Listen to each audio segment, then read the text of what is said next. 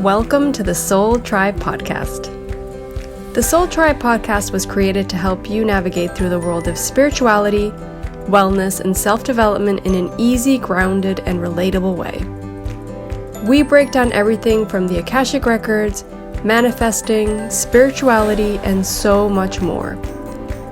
We want to help expand your boundaries and bring the spiritual world to you in a fun and easy way. Get ready to be inspired with tips, tools, and easy to digest information. Let's do this.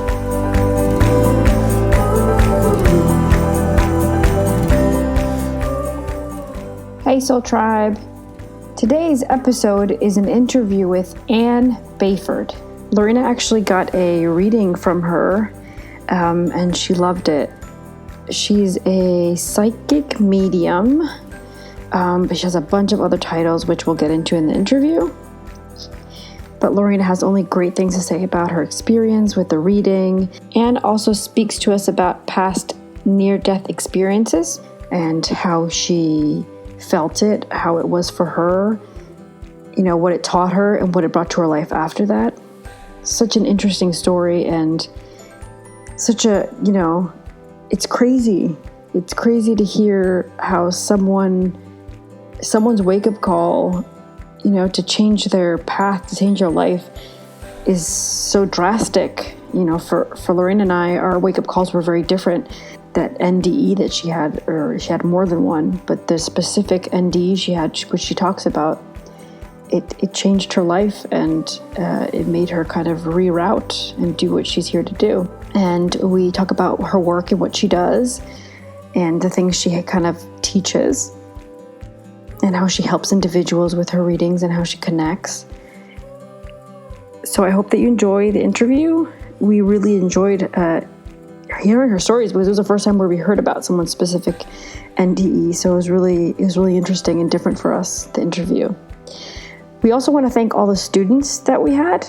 Lorena and I have already done 2 batch of students for AKASHIC Records reading, where they learned to read their own AKASHIC Records, and they were both amazing groups, and we had just so much fun teaching them, and it makes us feel so aligned, and it makes us feel really good just being there in the moment with those students and teaching them the things that, you know, all the information and all the stuff that we gathered through the years of AKASHIC experience. We're being able to give it to people as the tools to help them through, you know, our current chaotic worlds and you know, this unknowing new way of living. It's really nice to give something positive, be able to teach people to handle it better, give them a tool that will help them deal with everything around them.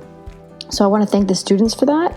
And Lorena and I are planning on doing a course, one level, AKASHIC Records Level 1 course a month.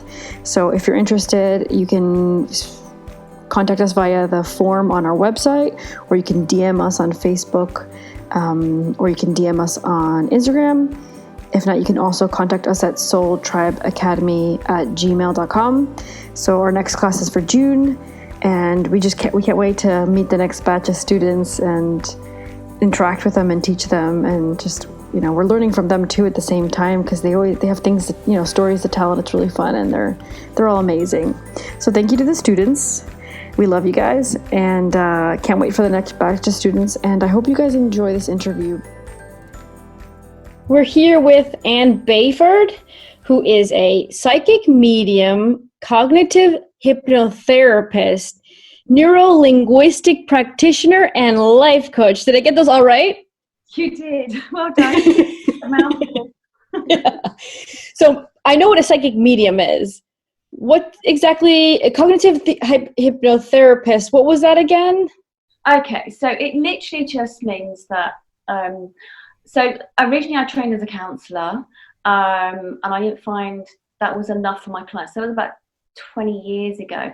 So I trained with a cognitive hypnotherapy. So it's a bit like cognitive behavioural therapy. So it's literally having a conversation with the mind, with the client, and to help them to sort of solve their issues, and cleverly sort of using neuro-linguistic programming. So it's like changing maybe an old thought process or an old pattern or how they think about themselves. And the cognitive behavioral and the cognitive hypnotherapy is really sort of with the client, because there's a couple of times a day there are many times a day. Sometimes we go on to autopilot. So I don't know about yourself. So, if you get into a car and you're going to see a friend or going to the supermarket or whatever it is, it's almost like you go into autopilot mode. You know how to get there, so you don't consciously really have to be aware. You sort of automatically drive there. So with the cognitive hypnotherapy, it's like the hypnotherapy is using normal, natural, everyday trance mode that we go into our autopilot mode. So basically, I'd have a conversation with a client, and we just generally begin our conversation about what the issue might be, and then I will drop some words into that and then use hypnotherapy to help them to release old negative patterns, things that might prevent them to move forward. So I know it's a mouthful. I love it. Yeah. Well, I believe I've done the hypnotherapy with Becca. It's the same. Is it the same hypnotherapy? Because you guys studied together, right? Yeah, we trained at the same location. I'd come from a background where I'd already been seeing clients as a counsellor, and then I met Becca through where we trained together at Regent's Park University in London. That's how we started becoming friends, and so that's how we met.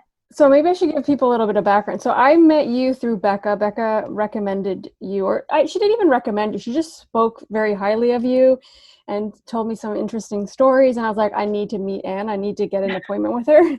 So we had a session maybe a few weeks ago, I think it was. Yeah, not so long. Yeah, it was amazing. I loved it. And it's so interesting to see your process as like a psychic medium and how the information comes to you, because it's so different from like Lucy and I who do AKASHIC record readings. But at the same time, it felt very similar. So it was really kind of cool to see your process and how you receive the message. I thought that was really interesting. So maybe you can explain to the listeners exactly what you do, like what it is that you do. Okay. Good question. So as I was saying, I originally started off as a counsellor, but I just found that counselling just wasn't enough for some clients that I was seeing. And my life took a big change and a twist because, I had an accident. So it made me start looking at life in a very different way. So I started to retrain in my skills so I could help other people. And through that, I sort of also started developing some psychic sort of skills as well, and I ended up training in that field as well. So when I have clients now that come to me, I normally have clients that are really sort of referred to me, people who recommend people to me.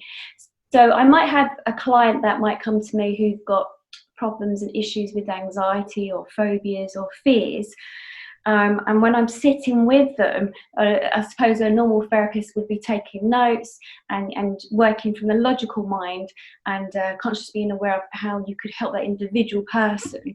Now, for me, how it works, I have all that insight. I have maybe the way that therapists do work, but what's different is with the psychic mediumship, I tune in and allow my guides, spirit guides, to come through and to help me. So I may have a client that sits in front of me and they may have, I had one client recently, he had issues with he wasn't going to open up and tell me everything. This is what happened. He sat in front of me, said he had a few issues, and what he was telling me, if I was sitting as a regular everyday therapist using my logical mind, I would have actually thought the issue was something totally different.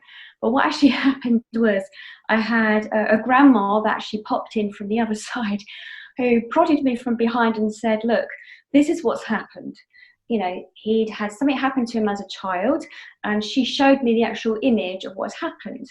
So when I had to handle it in a certain way, because obviously I don't want to turn around and say, hey, that's not the whole story. This is what I'm being shown. But I sort of did in a way, I sort of changed things around, and I sort of said to him, look, I think this is what could have happened. Does that make sense to you? And then he said, yeah, how did you know? And I said, well, I'm a psychic medium. I have grandma who's helping me with this. So it sort of entwines. So I have clients that might come to me with ongoing issues within either a relationship, and sometimes I could be sitting here and thinking, okay, I'm hearing information from the other side. The reason you're having issues with this relationship is because in a past life, this was what was going on for you with that person. And I sit there and I gently, will say to my client, would this make sense? Do you feel that you've known this person before? And directly, I think that they say, yeah, it's okay. Or I hear they say, yeah, we start exploring that avenue as well. So I just sort of use all my tools, to be honest. People find me. I don't have to look for them. I love that. Plus, you're also a past life, you do past life regressions, right? Yeah, I do. I was trained by Professor Brian Wise out in New York. He's the author of Many Lives, Many Masters. So he's wrote quite a lot of books. He's quite well known in the field. So yes, I did that with him. Lucy and I wanted to do that in July, but I don't think that's happening now. Yeah, we'd been planning since like the end of last year that we were both going to do that course together, and yeah, it's not going to happen. Well, timing, you never know. When it's the right time, it will just automatically play out, because it might just be literally for yourselves. There must be something going on, and planetary wise as well. So yeah, the right time will happen. It will definitely flow. I can see it happening, girls. You all do it. Yeah, awesome. I love it. So you mentioned, so I was going to ask, so you get people coming to you that are like going almost like looking for a therapist, you had said, right? And sometimes they don't really know that you have that. But then you also probably get people going to visit you because you have that ability. So you probably have both types of clients, I guess? Yeah, it's a strange one. As I said, I don't even have a website. I'm in the process of building that website right now, but I must have over now 600 clients, and they've all been referred to me from friends of friends. People know how I work. And, I really don't have many. I think I might have had one gentleman who was a dentist who came to me, and he said, wasn't told that I was a psychic medium, but when we got into a conversation, he had some issues going on for him. He opened up and sort of said that, he believes there's something else. It's just not what we see in life. There is something else. And then that's when I openly sort of started talking to him, not saying that I was a psychic medium, but sort of saying I believed in the same thing. And then we started discussing it. But look, the way I see it is, I had that gut feeling that I needed to train in certain areas. So the past life area, I didn't know how that was going to work within my field. I didn't know as a counsellor how that would work. I believe in science as well as everything else. And I've just literally gone down the pathway where I've been nudged or had that gut instinct or been prodded by spirit to say, go and train in that field. I go and train in it, and I don't know how I'm going to use it, but I have the faith that I will just sit there and somehow it will play out. So I'd say 99% of my clients who come to see me are quite open-minded, believe in some sort of energy work of some sort. And then when they sit in front of me, it then opens up, and then we sit there and discuss how I can help them. If that makes sense. Yes. So cool. I think that's also like goes to show how in tune you are with yourself and your own gifts, because you're able to be guided in the direction that you need to go. And that's amazing. I think we all have that, but we might not listen to it of what we need to do. I think some people find it hard to like just follow it and go, oh, I'll trust it. Yeah, it's a bit like, I've said this to many of my clients, because I also run workshops and stuff and retreats, and I've said this many times in my workshops. It's really about having that trust and that faith that if you fell backwards, that you're going to have them holding you and supporting you. And it's a bit like, if we imagine that concerts, the crowd surfing, that when you jump into the audience, that they're going to hold you, support you, and take you on your journey. And yeah, I now have that. I have total faith that, I'm human as well, and I sit and I get frustrated sometimes, wondering, what's happening even with my own life. And I'm a human being having this experience. So, things do happen to me as well, like anybody else. And I really honestly believe they happen because they're helping to shape me through those experiences, so then I can go and help others. And that's my purpose. I know I'm here to serve. So that's what I do. Totally. Yeah. So you mentioned something about having, I don't know if it was, you said near-death experience. I know about that, and I've read about that. But maybe you can explain how that shaped you into getting these like psychic abilities. How does that work, or how did that work for you? All right, brilliant question. 'Cause, even from a child, I was seeing things and hearing things. But the family I grew up in, it was, you couldn't sort of talk about these things, and they were saying you're going to go crazy, people will lock you up. And so it was like, okay, don't mention it. But all the way through my teens, I suffered with a lot of depression because I just couldn't understand. I know people talk to themselves, and I know you hear voices in your head, but I was hearing a little bit more than that, and I thought I was actually going mad. And it, as time went on, again, I tried to block it all out, as we all do, because how society can be around us. And when the accident happened, I think I was about 37 or something, I don't know, maybe younger, I'm not sure, but it's about over 20 years ago. I'm 52, so do the maths. 32, that's it. And so I was going for a bit of a difficult patch. I have 2 young children at the time who were 5 and 7. It was, I wasn't entirely happy, and I kept on thinking that I really needed to be able to express myself more, and I felt very frustrated. I was at a real turning point in my life, and the day that it actually happened, I remember I had the newspaper in my hand. I was going to cross the road, press the button for the light to come on to say you can walk across the road, the traffic should stop. And there was 5 other pedestrians crossing the road at the same time. They didn't get knocked down by the car. Well, it was a van, and the van sort of drove straight through me, and it was 40 miles per hour. Oh my God. Yeah, and I sort of bounced. So before the actual van hit me, I had an envelope in my hand. Okay, this is when you trust. I had the envelope in my hand, and I had to post it for a client to do with the job I was working in.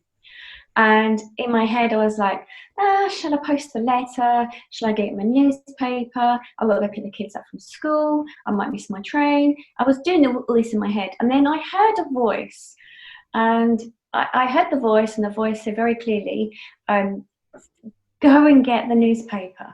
Now, if I hadn't listened to that voice, the police actually said my head would have been severed. I would have gone through the windscreen. Oh no! Because it actually changed my direction only by like a couple of inches. That my foot went in a different direction. So literally, I went at an angle, and then that's how I bounced off the side of the van. So you made that decision while you were about to be hit? Yeah. Holy moly! And I trusted the voice. And then I bounced off the side of the van. I didn't actually, now this is the weirdest thing. So, looking back at it, I found it very difficult to get over it, because I didn't feel the van hit me, which is really impossible. And so it was 40 miles per hour traveling. It hit me. I went flying across the air, and I hit the ground on my right hand side of my body, and all down the right hand side there were injuries. Now, I didn't knock my head, but I came unconscious. And what happened was, when all this was going on, so from the physical side, what actually happened was, so I hit the ground 40 miles per hour. I'd fractured my hip. I'd damaged my knee. The cartilage was damaged in my knee. I'd fractured my knee. I'd also, with the twist of the ankle and the foot, I had 7 breaks in my foot. Tendons were damaged. They were, ripped to pieces. I nearly had my foot amputated. My ribs on both sides were broken. Oh my God. My spleen was damaged. My kidneys were damaged. My gallbladder had been damaged. I had internal bleeding. And actually, I was dead. I died. So you were unconscious, basically. You got knocked onto the floor, and you just were gone. Yeah, and my heart had totally stopped. Oh. I didn't feel any of that at all. All I remember it very clear, that I was somewhere very warm. It was a nice white light. It wasn't very bright, but it was white, and it felt comfortable to the eyes. I felt very cozy, very comfortable, very warm. And this was in March, so March in the UK, it was quite cold, but I felt very warm. And all I know is, and I didn't know it was me, All I know is there was a big truck that I had pulled up on the other side of the road, and I was somehow almost as if I was imagining that I was sitting there or hearing his conversation. He was not very happy that this stupid woman had got knocked down and the traffic had stopped and there was going to be an air ambulance and the helicopter was going to arrive and he was trying to get somewhere else. And then I heard his conversation. And then also at the same time, I was looking down at somebody, didn't know it was my body, and I could see everybody panicking in the area. You know, there's people I knew, and I was like, why are they so upset? But I didn't know it was my body. And then I saw my partner running down the road, and I still couldn't work out it was actually me. But all I know is I had my nan by my side, and she brought me up as a child, and, you know, she'd been dead since I was 16 years old, and I was 32 then.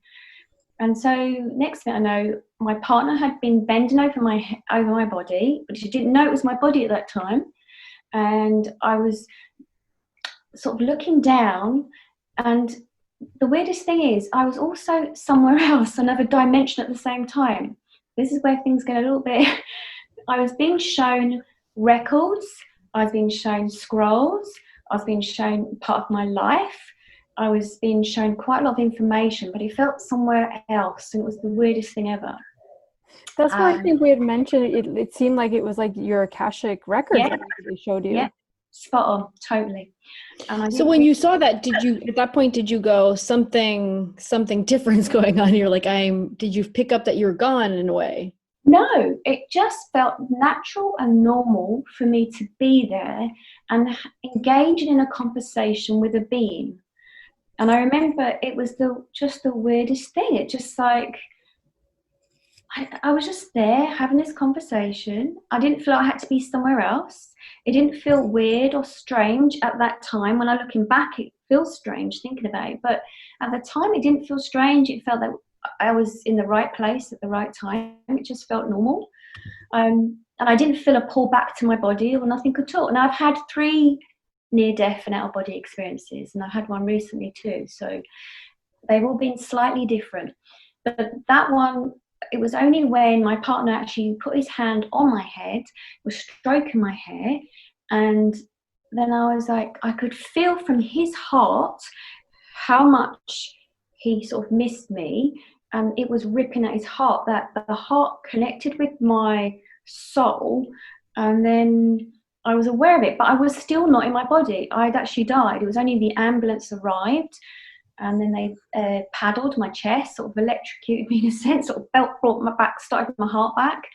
And when that happened, it felt like, you know, the water slides that you get at a water park?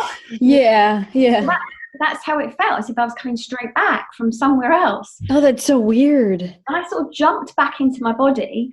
And then I felt the pain, but I was in and out of consciousness. I saw myself being picked up, put into the ambulance. I saw the top. I can't imagine how difficult it was for your partner. Like, you obviously weren't emotionally suffering at the time. You were kind of calm, and you weren't too sure what was happening. But your partner saw your body and wasn't even sure if you would come back. And I can't imagine that. Yeah, no, I can't sort of put myself into his shoes, but. It was, what the weirdest thing was? It was that when I was out of my body, it was really strange. The concept of time was so bizarre. I had the 2 children that I had to pick them up from school, and I was worried that I was going to be late to pick them up. And in my mind, I was going to ask the question, but what about Rebecca and Nathan? And before I could even finish my sentence, it was like, but what? And then suddenly the answer was given to me. And it was the weirdest thing ever. The time concept's almost as if they knew I was going to ask that question. And with the spirit, when I work with spirit now, it's similar. I don't have to ask the question. They come straight in before I even actually ask the question in my mind. So it was it was the strangest experience ever. And then the nurse at the hospital said, you had been dead for 6 minutes, you were in and out of consciousness in hospital, you was in intensive care, we didn't think you were going to make it. And then she said, every so often, because I said, where's my nan? Because I thought my nan had been sitting with me physically, and it was really strange, because obviously I was 32, my nan had died when I was 15, 16, something like that. And she said, it was funny, you kept on reaching out and your hand was moving, and I felt my nan was by the side of my bed. Oh my gosh. It was a wake-up call. If you don't listen to spirit, they wake you up, whether you like it or not. Not being nasty to you, nothing like that, but they prod at you. They sort of make you aware. I was trying to, you know, close down all the spiritual psychic side, and so they awakened it. But since then, there's been 2 other episodes, and even one recently. So, So do you think these new episodes, obviously you said they were different, but do you feel like they were wake-up calls as well, in a way, to show you something? It was really strange. I'd had an operation. No, it was my lungs that had collapsed. I've got a lung condition, so really I shouldn't even be as healthy as what I am now. And this also made me go down the avenue looking at past lives, because they thought it was just asthma. And then when they investigated, they found that I had a lot of scarring on my lungs, and said, you must be a smoker. And I said, I've never smoked in my life. Then I picked up some of the books from Professor Brian Wise, looked at some of the information in there, and then also he actually did a hypnosis on me on stage, and it brought up about the fact that I had been in a past life, and I'd been a chimney sweep, a little boy, and obviously the condition of my lungs were damaged from that past life. It was really strange. So my lung had collapsed. In this lifetime, I didn't believe, well, not that I didn't believe, but I hadn't had any experiences of angels. And what happened is my lung collapsed, and then I actually reached out and said, I just need someone to help me. That was 8 years ago, that one. And then the weirdest thing happened. I heard a sound, and it was almost as if, like a giant statue, a stone statue of an angel had just sort of kneeled down beside me, and it was the weirdest thing ever, and it's really scared me. And I was like, who are you? It was the weirdest thing. And I was told it was Archangel Michael, and he was there to help me. And I was like, I don't believe in angels. I don't believe what I'm seeing. And I was rationalizing in my head, saying, lack of oxygen. As you do. I'm hypoxic. It's not true. Yeah, that's it. And and then I actually had this conversation, and I was told, you have to believe I'm here. And then after that experience, I became an angel practitioner. I started studying with the angel energy. So it was an upgrade, I should say. So they kind of like gave you that wake-up call to start something new. Yeah, and that really, like, you know, our accidents, our traumas in our lives, they're not negatives. They are the beginning of something new, you know. And that's what I believe in. The third time, most recently, that I had that happen, I was having an operation, and the consultant had messed up during the operation. She'd made a big mistake. So, you know, it was a big problem. But I was told during the operation, I got quite upset, because during the operation, the actual, one of the guides what happened was my heart had stopped again, and I wasn't breathing. Okay. And the guide actually reminded me of a dentist with the white coat on, and I remember looking up, and it was a white room again. It felt very familiar, and he had said to me, you've got to go back, we're not ready for you. And I remember feeling really upset. I was being shouted at, and I didn't know where I was. I didn't know what was going on. I didn't know I was actually dying on the table in the theatre. All I know is when I was coming around, there was some bells going off, and I turned around and said to the nurse, everyone looked really shocked. They were really panicky and scared, and said, oh, she's back. And I turned around and I said, well, where's that doctor who shouted at me? There is no doctor. Oh my God. And again, it was another upgrade. So what did you learn after that? Not to take my skills for granted, and I need to work professionally. And for the last 3 years, I've been working professionally. So I think the moral story is make sure you don't miss any upgrades, because they're pretty damaging. Wow. That's crazy. Do you feel like a lot of people, I don't know, maybe when you read other people, or you work with other people, do you get these messages for them as well? Like yeah, I mean, do this because it's bad? I have quite a lot of clients who come to me who, you know, are going through some sort of trauma, or something that's happening to them in their life and it's not going right. And we sit there with each other, and I have either their guides or their loved ones or my guides will say, hey, look, this is a wake-up call. You're not meant to be with that person, but for some reason you're still staying with that person. And that's why it's feeling uncomfortable. You need to listen to your gut feeling and you need to go with it. You know, so, and it's a bit like what we're having now with the pandemic, this, with the virus and everything. I know it's terrible and people are dying, and I totally get it. And I don't want anyone to lose anyone they love. And I totally understand that. But on the other side, the flip side of the coin, there is a lot that's happening. It's making us, sit there and look at our lives. It's making us rethink where we should be. Where, if this ever happened again, would we want to be in the same situation? Would we want to be living in that same place? Would we want to be with that same person? I think it's just a bit of a wake-up call as well, to be honest. Yeah, and I agree with you with that. Like, when I contact the Akashic Records or I'm doing a reading for someone, I feel excited about what's happening because it's exciting the changes that person's going to encounter thanks to the situation. But there's, like you said, there's another side that there are people suffering, there are people dying, and it's not all roses, but it feels really intentional, Yeah, I'm really feeling it's a big wake-up call for the planet. It really is. And I think for so long that we haven't listened to the planet. I mean, it's Earth Day today, and yes. World Earth Day, and we are so busy with our lives. We get caught up in our jobs, our life. We just don't think about others. And I actually believe that this is a wake-up call for us to really remember those people in our lives. I mean, for myself, I don't live very close by to my mum. I'm about an hour and a half away from her, and the last time I saw her was in December, and I've been in India, so I thought I could see her when I get back, and then this happened, and I'm absolutely missing her to bits. I just want to hold her and cuddle her and give her a kiss. So it's made me realise, my God, if anything happened to her, so I took her for granted in a way, So I think it's doing that for a lot of us. It's nice to think.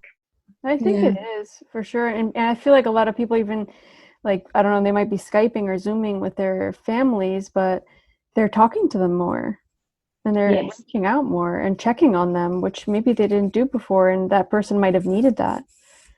Yeah, and also I think this time that we're going through as well, a lot of people are, there's, both sides of the coin here. You've got some people that are actually taking care of themselves better, are looking at maybe what they're eating. Some people are maybe thinking about, becoming a little bit healthier.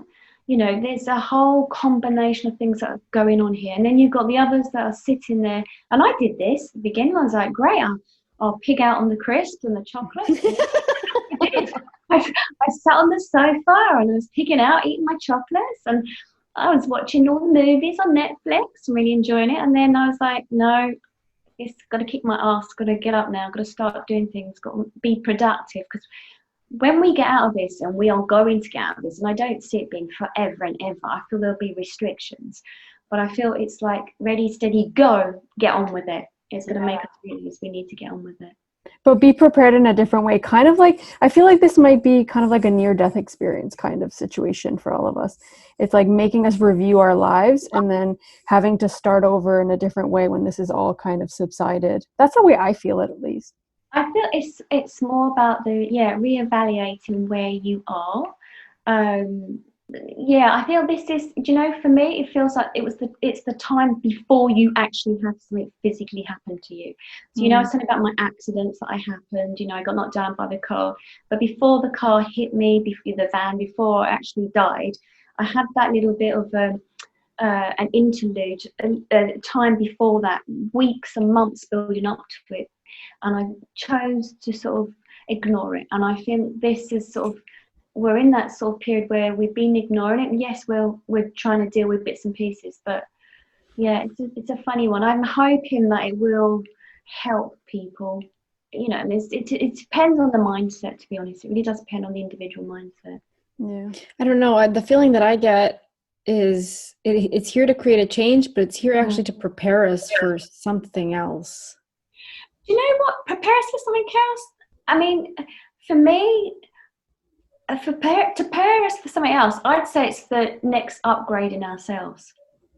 So I don't see doom and gloom for myself. That's how I'm seeing it. It's more about an upgrade, a bit like what I went through myself. I think it's more of an upgrade. It's making people aware there is something more than that we see right now. It's to actually help us to question things more. So many people have allowed, governments and everything else and other people to take responsibility. But I'm thinking really, it feels more like an awakening, either to look down the spiritual way, to see there's something else, and also to question things more for myself. That's how I see it, but when none of us are right or wrong. Yeah, I think everybody perceives it differently. Yeah. And there's things that obviously will come out of all this for each and every one of us, and it might be completely different for each one of us. Yeah. That's also valid too, right? Yeah, totally agree. But it's what that individual needs to go through for them on their path, their journey, on their soul path. That's what it is. So how each and individual people interpret it, but it's definitely, because it's like, a lot of the workshops I run, I always say to my students, we're like pebbles in a pond and we have a ripple effect. So whatever's going on for the individual, it's like a ripple effect to how it's going to affect the rest of the people around them. Also, when someone passes over, when that, a loved one dies, it's that ripple effect about how the rest of the family members are affected, the community. And it might be a lesson in a sense of how others can learn from that person passing, or for themselves what they could have done different. There's a whole combination of things to be honest. Yeah, so true. So then after you had the first NDE, I guess, was the bigger change, right? The one that put you in the field of working with energy, right? Yeah, it did. So you supposedly started experiencing the energy fields and I guess dimensions around you more? Yeah, because it opened like a vortex or a portal. It opened up another level in my life. It was just like I couldn't ignore it. I'd had post-traumatic stress. At the time before the accident, I was a church goer. I remember going to church trying to talk to the reverend there. He said, our religion doesn't believe in this, and I was like, well, where does that leave me? And then the science mind that I studied psychology. I was a trained counsellor. I just didn't know where it fitted in, so I had to go down the avenue of reading more, studying. I decided there's a well-known college which I actually am a consultant now, which is really strange because at the time I never thought that would ever happen. I didn't see that happening. But the College of Psychic Studies in South Kensington, that's where I'm a consultant now, and I decided to, by sheer coincidence, as we say, somebody mentioned about the college, and I went there and I became a student and started learning about there are other dimensions, there are other things out there. And I also trained at the Arthur Findlay College as well in Essex. So I train with different consultants. I think the idea is that really not to stick to one teacher, because you get to a certain stage that the teacher can only teach you so much. You've learned as much as you can, and then you move on, and you different people, different, whatever.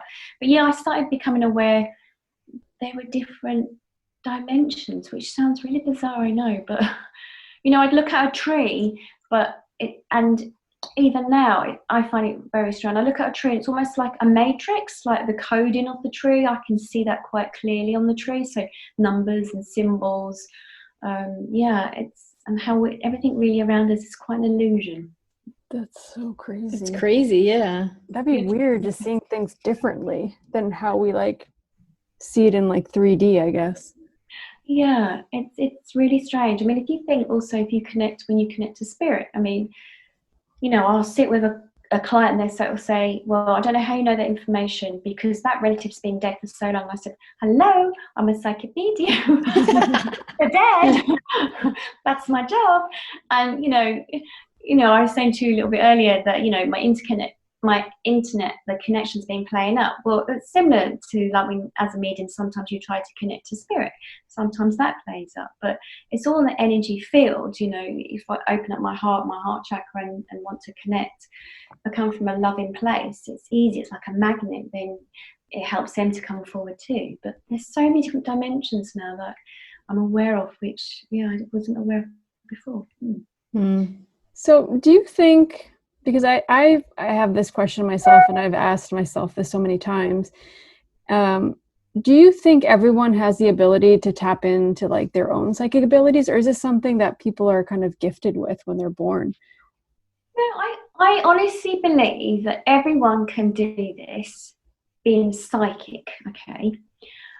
I just feel it just obviously depends. Like, okay, if you have a seed, say for instance, say a sunflower seed, and you plant a sunflower seed. Now that seed needs to be in the right soil. So, you know, with a child, or, you know, a child needs to be in the right settings, the right family, the right background, the right home, the right location. You think that seed, the sunflower seed, needs just the right amount of water. So the same as a child, a human child growing, the water, the food, the nutrients, everything you need. And then if you know, and also someone who can open their eyes, who's in a sense that educational wise, I don't mean academic educational, I mean as in the sense of knowing about the other side, knowing about the gut instinct. Now, like if you think with animals, I mean, I was a zookeeper originally, and I looked after big cats and elephants and stuff, and when I was growing up as a kid, even with animals, that I could hear them talking to me. Now, when I spoke to my mum and said, well, that's what, no, hold on to your hats. I said, that's what were they saying to you? I was saying, that's what that snail said to me. My mum said, snails don't talk. Oh, okay. And I remember we had this program we had on telly here in England, where there was a presenter that used to sort of do the voices of the animals, and he said you could listen to them. Now, this is weird. So as a kid, I used to watch that, and then as a zookeeper, you know, God knows how many years later, I was about 20, I actually had this TV presenter that wanted to do something on this TV program, and I was working alongside him. And I remember saying to him, oh yeah, I remember seeing you on TV and you used to talk to the animals. And he turned and said to me, animals don't talk. I'm like, really shattered my dreams. Oh my gosh. You know, all those years thinking that you could actually hear animals. I wasn't going to turn around and say to him that I actually hear him after that. Yeah, I know. And then, you know, so I used to hear the animals. If animals were ill at the zoo, I used to look after them. There was so many things that happened at the zoo, and so many things that happened. But do you know if they're, like, from what you were hearing them say, do you know if they knew that they were caged up? Did they feel it? Did they know it? Do you know, it was really strange. When I was a zookeeper and working with the animals, I was aware of some of them feeling down and their energy feeling down, but I couldn't work it out because I'd only known so much knowledge. All I knew is I was looking after them, taking care of them. Some of them I'd been hand reared by myself, so they'd only ever known zoos, so you know, they didn't know anything else. But as a psychic medium now, I cannot go into a zoo because I now I have had depression myself. Now I understand that feeling was actually depression in that particular animal. I had to go through my own experiences as a human to experience depression, to then think, oh my God, that was the feeling that they had. That's what I'm saying. We go through our life experiences so that we then are enabled to help others. So psychic abilities, I believe we all have that naturally, but we need to be in the right family setting or friends around us to help to nurture that, to help it to grow. Now, animals aren't told they can't have that ability, that they, you know, can't have that gut feeling. So that's why animals use their sixth sense a lot better than what we do. They'll go with their gut feelings. You know, when there's a tsunami, they'll feel it. The animals leave a couple of days beforehand. They sense their environment. But as human beings, we don't tend to listen. We try to shut it out, or, you know, we might think this is stupid, or someone might think I'm crazy. Now, to be a psychic medium, as a medium contacting or being a channel for spirit, I think that's a little bit different. I think, you know, you are naturally, you have that gift or you don't have that gift. Mm. You can train it if you naturally have it. It can be trained and you can be tuned into it. But there are some students you might train them up. I mean, I normally can tell if someone's going to be able to become a medium. And if they're not and they want to, I would say to them, I can help you, but you'll have to see how far you can go with it. Mm. That's interesting. That makes sense. I mean, I think there are, and you're not the first person that we've interviewed that said that they've had a near-death experience associated with like their gifts coming, or like them ignoring their gifts and not being like kind of in tune with them and using them in the way that they have to, because I do believe that they're there for a reason. Oh God, definitely. And I also believe, I mean, you guys know this because you do the records and stuff, but you know, our destinies preordained. They tell us that we, you know, they already have our destiny mapped out for us. But as humans, you know, if we aren't tapped into it, we don't know that. So you guys are great when, you know, you can work with clients and you can help them access that and stuff, you know, and sometimes I've done that with a few people as well, but that's not my main field. That's not what I focus on. But with you guys, that's great that you can do that to help others. Because if you ignore it, or if you're not serving your purpose, your life purpose, which I totally am now, then I find then you get the depressions, you get the frustrations, you know, life doesn't flow for you. You're in the wrong place, the wrong time, you know. It's when you're in the because you like feel like something's missing, right? Yeah, exactly. Totally. I remember as a kid, I really couldn't understand. I'd been brought up in this family, but I didn't feel connected to them. You know, I was reading books. Egypt called out to me. I was constantly thinking about Egypt and didn't understand why my parents were like this. And I didn't feel connected at all. But now, you know, I have my tribe. I have my community. I like-minded people. I love that, you know, the deja vu feelings that you get with people and places. You know, I'm connected now. Yeah. That's so cool. That you've gone through all that you've gone through, and now you're able, like, how long has it been since you've actually started full on going with this psychic mediumship and everything? Okay, so I'd say about 5 years ago, I trained in Reiki and I became a Reiki master. And through the Reiki, it really opened up, really tuned me in my chakras, my energy. And I remember saying to my tutor, it was at college in London, and I said to my tutor, then I said, it's really strange. I said, because what I'm hearing about the body, and she said, no, that's not Reiki. I was like, oh. You know, I was healing everybody and it was going really well, but I was like, but I can hear that kidney talking to me. I can feel that kidney in my mouth and I can feel the shape of the kidney. And she said, oh, you're a medical intuitive, you need to go study. So I went off to the States and I studied that.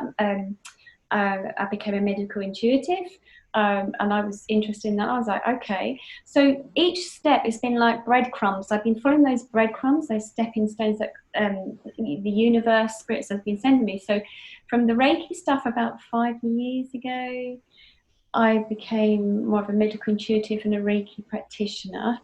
But if we go all the way back 20 years ago when I had my accident, I was studying about it, but full on working in it. It's slowly built up. So my practice now professionally, without my, you know, I gave up working, as we say, normal job. Yeah, like a 9 to 5. Yeah, the 9 to 5, which I've never really done 9 to 5, but yeah. I say 3 years now, but I'm doing this every single day of my life. I have clients every single day. That's amazing. Meditations for them. I'm doing readings, the therapy, Zoom groups, workshops, you name it, every single day of my life now. Wow. It's weird because, like, for example, I do angelic healing like you do. I'm obsessed with it. I love it. Like, I preach it. I'm really connected to it, and I feel like it functions for me very well and others. But Reiki, it's not really like I've studied it. I'm in the middle of studying it because I'm trying to like grab onto it. But there's something energetically about it that doesn't mesh very well with me. Yeah, and that, you know, it is the energy. You've got to, and this is it exactly, right? Because I've got so many people saying, "Oh, I'm a Reiki healer," and they go from doing, you know, however they do it, and I'm like, it depends on you as an individual, what really calls you, and once you have a go at doing it, is it really speaking to you? Is it, you know? meshing with your energy, you know, entwined with it. You have to feel how it feels for you. I do totally get what you're saying, because even though I'm an angel practitioner, I don't always use energy. I invite angels in to work with me, but that's not my thing. You know, you get that feeling of what works for you, and we're all so different, so different. Yeah. So you've got to have to. It's in your DNA. It's in your cells. You have to see what your cells feel happy with. That's so important. It's so funny you say that, because today I was preparing for an episode that Lori and I are going to be doing in the very near future, and part of it I had the Akashic Records open, and I was downloading information, and they started talking about DNA karma, and now you're saying, you're like, this sounds a lot like what they were describing and making me write down. Well, no, it's because like I can't remember her name now. Caroline Miss. She does about the cells as well and the healing. So I trained with her as well. I also trained with Bruce Lipton, who does epigenetics, and Joe Dispenza as well. I love Joe Dispenza. Lorraine is obsessed with Joe. Right. So you know, and Greg Brandon and stuff. So I did a lot of training with different people, and I think you just really got to feel what feels right for you. I mean, my God, with my clients, I always say your body is the biggest thing that it tells you what's going on for you. You know, I might have clients who, you know, I will sit here and start, you know, one of my meditations or workshops with, you know, 20 or 30 clients, and I'm saying, oh, somebody's got some itchy throat, there's something going on, you've got words trapped. When your body gets to the stage that it's actually demonstrating to you, you know, like you've got a backache or, you know, or a throat, or there's something going on in your body, you haven't heard your gut instinct, or you've purposely shut it off for some reason. You've not listening to that little voice in your head, or that gut instinct, or them trying to communicate to you. So the other way is that your body will then start talking to you. So, you know, there's people that's been in relationships, or one woman in particular, finances were very difficult, and directly she sat in front of me, I could feel it in my hips and my pelvis, and I said, so I had to work out. So I knew that, you know, she hadn't lost a baby, because I feel it when I'm a clairsentient. So when I have a client in front of me, my body feels what they're feeling, and I also feel spirit body, so I can normally tell how that person may have passed over. But if I have the living person in front of me, my client, my body will feel what they're feeling, and then I communicate with their cells, and their cells are saying she hasn't been listening. This is a problem. This is an issue for her. But your body is always talking to you. It's always communicating. Yep. Yeah. Crazy. That is very crazy, but awesome. Really. Yeah. I'm just thinking about what you just said, because the Akashic Records always talked about, you have to listen to yourself, and when it shows up in your body, because it's gone to the next stage, and that it's important, always, of course, to go to doctors, because once it gets to a severe stage in your body, it's like it has to be treated on Earth, because it's like it's become an Earth disease, right? That's how they describe it to me. Yeah, I found. Yeah. For me, my body always kind of showed me things, and I didn't listen to it. I still have trouble listening to it sometimes, but like I remember like getting hives at a job I had when I was probably like 20. Right, you used to get your lip would blow up like 3 times its size. Do you remember that? When I was little, but I mean physically, things that I knew, like I knew intuitively that I should not be at that job, and I'd sit down in my chair every day and I'd start getting hives. Yeah. And I'd get stressed out, and I was miserable, I was depressed, and until something really drastic happened there with somebody, that I didn't leave that job. Like I was thankful for that, but I think a lot of us get those messages, we just ignore them. It's so easy to just be like, it's whatever, and then you just take a pill, and then you're fine, and then you're not fine. Yeah, because we're so used to living out in the societies that we do, that we always think there is a pill or medicine we can take to relieve that symptom. And we always think that, you know, we've got to be that, even from, you know, we're taught from a very young, being a young child, that, you know, we shouldn't be rude, we should say this, we should say that, you shouldn't speak badly to somebody. You know, we almost like put ourselves into boxes from a very young age. We sort of corral ourselves, like, you know, lots of boundaries around us. And then when we then start living our lives and we start independently moving away and living our own lives, we still keep repeating that pattern because that pattern's been there from a very young age. So, if somebody shouldn't leave their relationship because of whatever reason it is.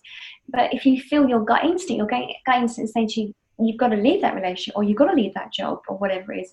I mean, literally, I was in a job, I think 4 years ago now, and I really didn't like it. I was working in a hospital, and it was a private hospital, and I was looking after clients, patients there. And I really didn't like the job. I loved the patients, but I didn't like the actual how the job was, the management and stuff. And I knew I should have left the job a year before this operation went wrong. I knew I should have left the job, but I didn't listen. I thought, I have to pay my bills. I didn't think there was going to be another job there for me. And I was living in fear. And that's the biggest thing with humans. When we live in fear, we're not living at our highest and to our best for us. And it was literally the operation went wrong. The consultant made an accident and accidentally cut into a certain area she shouldn't have cut into. And so physically, I could not leave my home. So I couldn't go into work. So, that's a gift in a way. It was a gift, yeah, totally. When I look back, it was a gift. It was totally a gift. It allowed me to think that I need to think of other ways of bringing in income. And it was just really funny. I was still studying at the college as a student. An opportunity came up there, which is unheard of. And then, I was sort of, and then had this position, and it's sort of grown and grown and grown. And my private practice has grown even more. Yeah. That's great. It's your path. If it comes, right? Yeah, it really is. Yeah, it really is. Totally. Yeah. I don't know, Lou. I'd like to ask before we kind of close off, because we don't want to take too much of your time. What advice would you give any of the listeners here about what's going on and how they can maybe deal with the situation a little bit better? If there's anything that you could kind of tell them. So are we talking about at the moment with the virus? The coronavirus, yeah. But just like spiritually, I mean, in the sense of them being able to deal with it a little bit better, maybe. Yeah, no, I understand. I mean, at the moment, I've had quite a few clients, and also myself, because, I'm a soul having a human being experience. And I've had, I had a few days where I was like, oh my God. And then I, had to pull myself together in a sense of I had to talk to myself. And I had to sort of say, look, what's going on? So literally for me, I had to sit down and, what do I need to address here? And it was like, well, listening in meditation. I mean, meditation, I would just meditate. I mean, I meditate every single day, but through doing my meditation, that I had the guidance, and that the guidance was like, it was almost like to sit back and to be still, almost like, there's waves around you. Just, you imagine if you're, with the sea, it was quite rocky and the waves were everywhere. If you would just allow yourself to float on the top of the ocean, not to be fearful that you're going to go under, just allow almost as if you're floating there. But that takes a lot of, courage and mindset in itself. But just knowing that at the time, this is just a time for us just to go in on ourselves, to have a look at what it is that you could be doing personally for yourself, how you can take care of yourself. That's all you can do. You can't keep worrying about others. And I know that's easier said than done, because, I miss my mum. I can't worry about her because that's not going to benefit her or myself. But if I'm calm in myself, when I then speak to her on the phone, it helps her to feel calm as well. You don't want to panic other people as well. Yeah. So, this is a great time to resource time to read. We're always so busy. There's books on my bookshelf that need reading. So I've now started reading more. There might be that time that if you're at home with a family member or somebody that you care about, you've actually now got this time to sit with them, to actually pay attention to them, to actually be mindful of what's going on around you. This is a time now that when we do go out, I mean, in the UK, we're supposed to go out only once a day for that walk. Well, then we appreciate actually going out for that walk. I mean, now here, I live in London. I'm on the outskirts of London. I can actually hear the birds more now. You know, I'm not hearing the planes in the sky. So it's about trying to see the benefits for what's going on for you right now. And through meditation, just calming yourself, just being still, not to overthink. Take each day as it comes. And another one, what I do with my clients, I sort of say to them, you know, there are some people that goal orientated. So they'd say, when I wake up today, this is what I want to achieve. That's great if you can do that. But if you're the type of person like myself, I'll set a few goals. That's brilliant. But if at the end of the day I haven't done those things I wanted to do, there's no point in beating yourself up. It's then looking at what you have done, so ticking them off. And it might be a simple thing as in emailing somebody, or, you know, just hoovering the floor, or whatever it is, those small little jobs that you do. Once you start taking account of those things that you have done, you can tick those off. It feels like you've achieved something. And I think for the hardest thing for some of my clients at the moment is getting dressed, getting into clothes, out of their PJs, you know, painting your toenails, you know, whatever it is that you can do for yourself. Just those little tiny things at this moment, and that makes you feel that you've achieved something. And then, you know, when you go to bed, think about, you know, a few things like this, what I do with my clients, a few things during the day that you felt that has really put a smile on your face, it's really made you feel happy. Even it might just be you do fancy a tub of ice cream. You go to the fridge and there is actually a tub of ice cream in there. And it's like, oh yes, and how it made you feel. This is not the time to beat yourself up. It's like, you know, if you fancy something, have it. You know, if the next day you say, yeah, maybe I shouldn't have had that tub of ice cream. Well, yesterday it felt brilliant. Today I won't have it. I'll have that apple, whatever it is. Do you know, it's not about beating yourself up. You know, reading, catching up with friends. It's that. This is the most basic things. But it's not about beating yourself up. It's about just holding on in there. This is a real time. So when we come out of this, and we are going to come out of this, but, you know, like for myself, I'm going to stop putting off getting on the tube, on the train, going to see my mum. I'm going to go down and see her and give the biggest hug and the kiss I can give her. You know, I love that. Oh, a real awakening right now. It helps. Yeah, it does. Yeah, I mean, we're all in some way struggling through this in our own way, but I think all those tips that you gave are great, and I hope that helps somebody that's listening to the podcast. Yeah, I hope so too. It's always, you know, come back to yourself, be centered. Yeah, and enjoy the little things right now. I think that's key. Like being able to walk outside and like smell a flower, or look at the sky, or do like a walk and move your legs. Like I've become a complete grandma. I'm just gardening. Brilliant! I love that. Absolutely the same. I've got tadpoles that have come out of my pond at the moment. You know, from the frog spawn and everything. We've got loads of little tadpoles, and I'm like, yes, brilliant. Awesome. Have you noticed? I mean, Earth hasn't let us down. Earth is still happening around us. You know, in the UK, we've got spring. It's been quite warm. We've got all the blossom out. You know, it still goes on. So that gives me hope that, my God, it doesn't matter what's going on in, you know, in the human being world. You know, trains have stopped, you know, jobs have stopped at the moment, you know, all these things have stopped. But nobody's stopping nature. You can't stop that. It's naturally happening. It's still moving forward. The birds are busy building nests. Everything's still going on. Yeah. About looking at that and you know, tuning into that. It's brilliant. Yeah. So cool. It's just such a weird time right now, but I think I feel excited for what's coming. Definitely. And the changes everybody's going to go through, and how things might be different afterwards in a good way. Yeah. No, I'm totally with you. Totally. Yeah, and I think there is a lot of waking up from a lot of people. Might have been putting it off, because I can tell you, Lorena and I are really busy ever since this started. The spiritual world is getting busier, so there, you know, people are needing it more, and that's a good thing. Yeah, I totally believe in that too. I think people are reaching out. There must be something else. That's the sort of their thought process, and then for us, for our work, they're realizing that there is something else, and we're opening up the door for them. We're allowing them. We're facilitating them to grow, and that is our purpose. We are facilitators to help others to grow to expand, to transform, and that's what we're doing.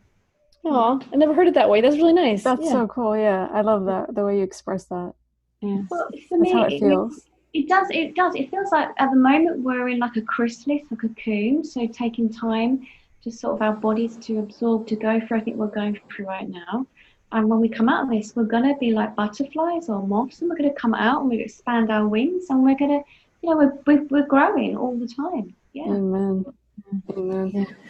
Thanks so much, Anne. We really appreciate you coming on the podcast. It's so cool. I after we had our session, I just felt like it would be so cool for people to hear your story, and I think in so many ways people can relate, because you've been through your struggles, yet you've listened to yourself, and you're doing what's aligned with you, and that's kind of like our mission here too, for people to find that for themselves.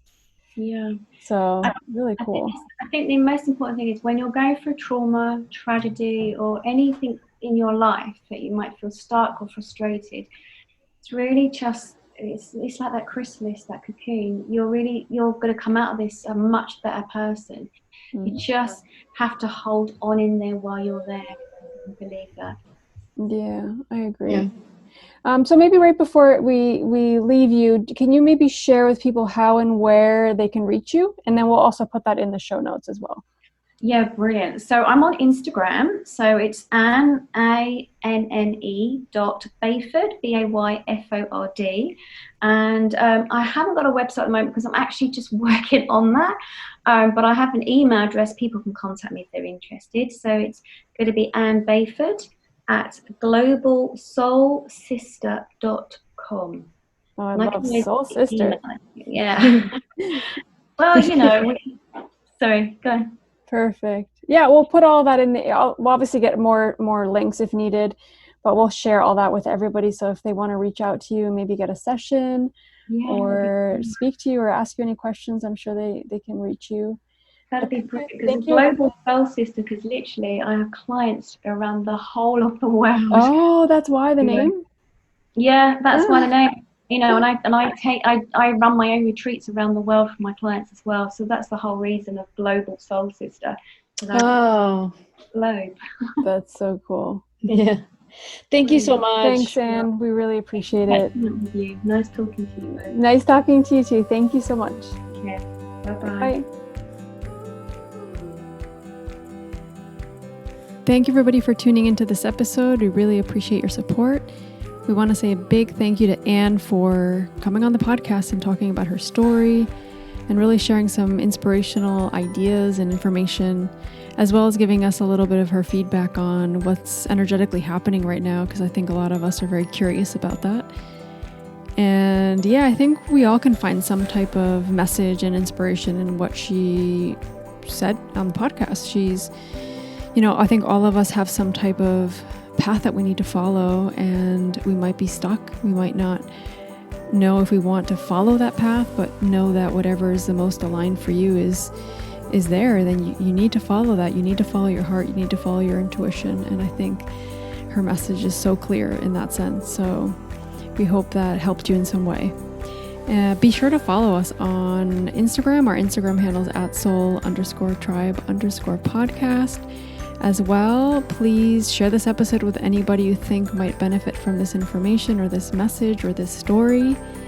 And as well, please follow us on iTunes and on Spotify or any other podcast platform that you follow us on, because your support really helps a lot, and it helps us move this podcast forward and for it to reach the people that we need to reach. So with that, thank you, everybody, and we hope you have a great week.